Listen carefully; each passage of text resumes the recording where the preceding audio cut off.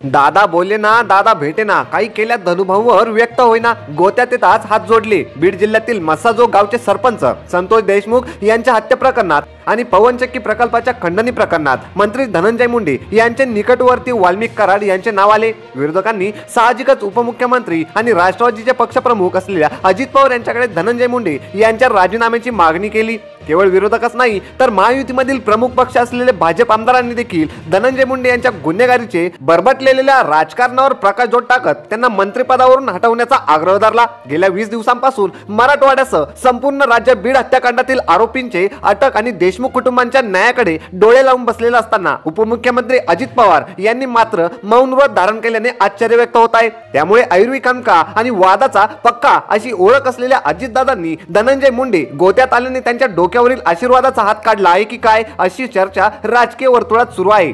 3 आठवड्यांपूर्वी संतोष देशमुख यांची अपहरण करून हत्या करण्यात आली. त्यानंतर पवनचक्की प्रकरणात खंडणीचा आरोप झाल्यानंतर कराडच्या अटकेची मागणी होऊ लागली. तसेच भाजप आमदार सुरेश धस यांनी थेट नाव घेऊन वाल्मिक कराड आणि त्यांच्या हत्याच्या प्रकरणात चौकशी व्हावी अशी उघड मागणी केल्याने सत्ताधारी काहीसे बॅकफुटला गेले. धस आणि धनंजय मुंडे यांनाही सोडले नाही. पालकमंत्री पद भाड्याने देऊन धनंजय मुंडे यांनी बीडची राखरांगोळी केली अशी टीका त्यांनी केली. विशेष म्हणजे बीड हत्या प्रकरणात विरोधकांच्या आवाजापेक्षा सत्ताधारी पक्षाचे आमदार धस यांचा आवाज उंचावलेला असल्याने बड्या नेत्याचा हात आणि साथ असल्याने धस खमकेपणाने थेट नावे घेऊन बोलत असल्याचे अनेक जाणकार सांगत आहेत. त्याचमुळे अजित पवार काहीसे बॅकफुटला गेल्याने धनंजय मुंडे यांच्या बचावासाठी समोर येत नसल्याची चर्चा आहे. देशमुख हत्या प्रकरणावरून राज्यात वातावरण तापलेले असताना बीडमध्ये हजारो नागरिकांनी आक्रोश मोर्चात धनंजय मुंडे यांच्या राजीनाम्याची मागणी केली. विरोधक आणि सत्ताधारी पक्षातील नेतेही धनंजय मुंडे यांच्या राजीनाम्याची मागणी करीत आहेत. परंतु अजित पवार यांनी या प्रकरणी अजूनही आपले म्हणणे मांडलेले नाही. हिवाळी अधिवेशन सांगतेच्या दिवशी अजित पवार यांनी मस्साजोगला जाऊन देशमुख कुटुंबाचे सांत्वन केले. आरोपींना सोडणार नाही, देशमुख कुटुंबाला न्याय देऊ असे त्यांनी आश्वस्त केले. परंतु गावकऱ्यांनी धनंजय मुंडे यांचे थेटपणे नाव घेऊन राजीनाम्याची मागणी केल्यानंतर अजित पवार यांनी गावातून काढता पाय घेतला.